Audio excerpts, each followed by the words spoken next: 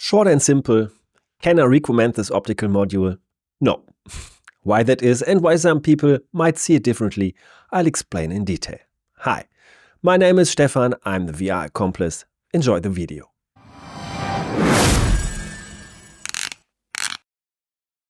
As always, I don't want to hide the fact that Pimax provided me with a 57PPD module for the Crystal Super for this review, but of course, I'll share my own honest opinion. My communication with Pimax is usually constructive. If I encounter strange issues during testing, I generally like to discuss them with Pimax first before jumping to premature conclusions. There are already quite a few videos about the 57PPD module, some of them very critical. I agree with a lot of it and I can confirm quite a few points, but maybe I'll frame some aspects a little differently here. I already made an extensive review of the Crystal Super with the 50PPD module, so today I won't go into the general characteristics of the headset anymore. I will focus purely on the module itself. Oh, and if you haven't thought about it yet, feel free to subscribe to the channel if you enjoy the content. With the 57PPD module, I was able to test for the first time what it's actually like to swap a module in the Crystal Super, and that worked surprisingly well. I actually did it while the system was running. I had Half-Life Alyx open, removed the 50p module, inserted the 57PPD module, the game automatically closed, the new module was recognized immediately, and I could continue playing right away. That was genuinely pretty cool.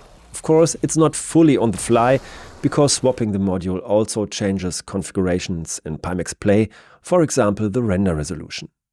Visually, the modules are almost indistinguishable. The 57PPD module has a small sticker on the side and the lenses are clearly smaller than on the 50PPD module. You can see that quite well here.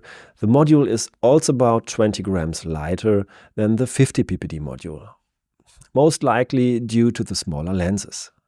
Technically, both modules are otherwise identical.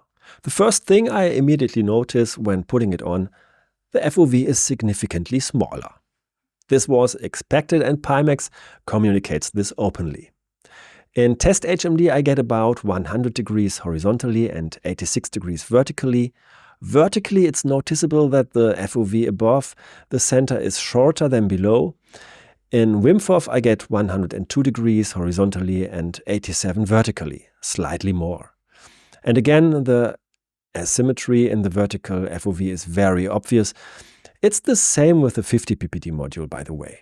I personally think the WIMFOV measurement is a bit more accurate.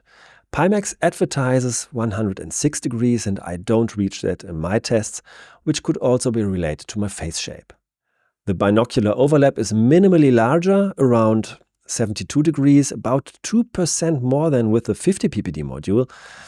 Subjectively, however, I don't notice this difference in actual gameplay.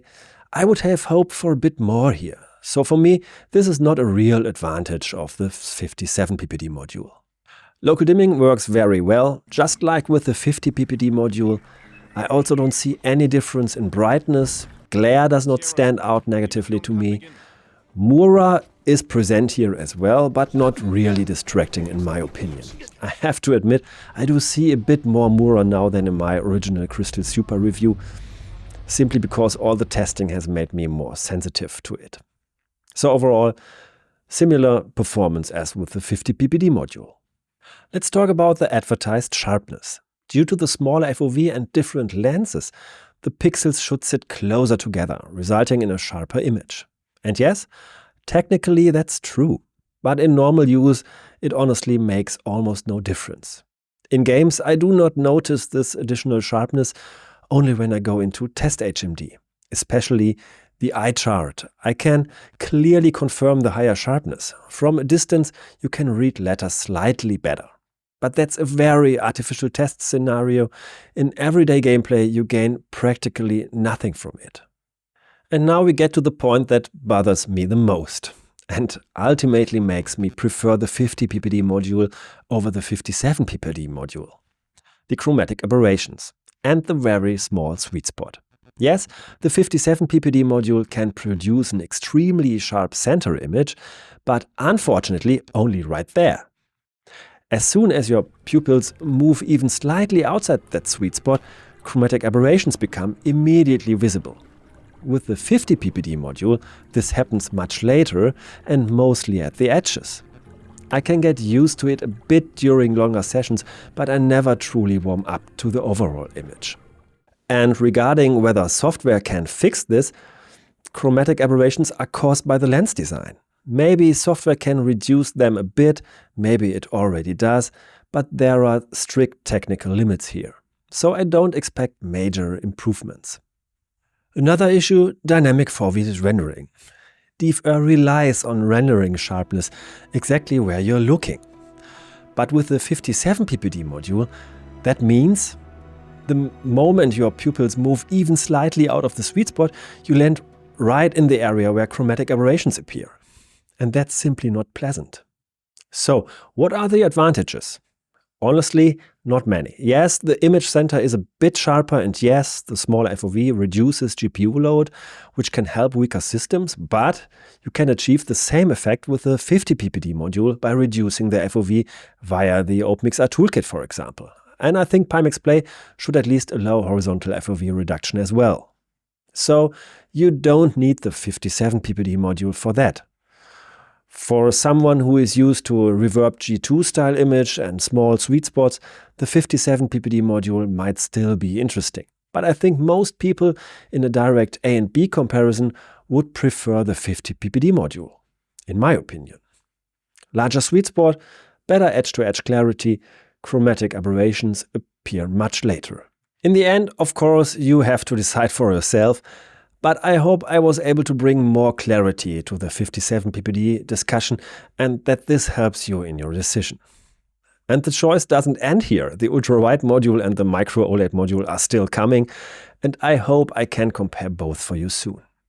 If you enjoyed the video, feel free to subscribe and leave a thumbs up, and let me know your thoughts and experiences in the comments. I'm curious what you think and whether there's something helpful to add.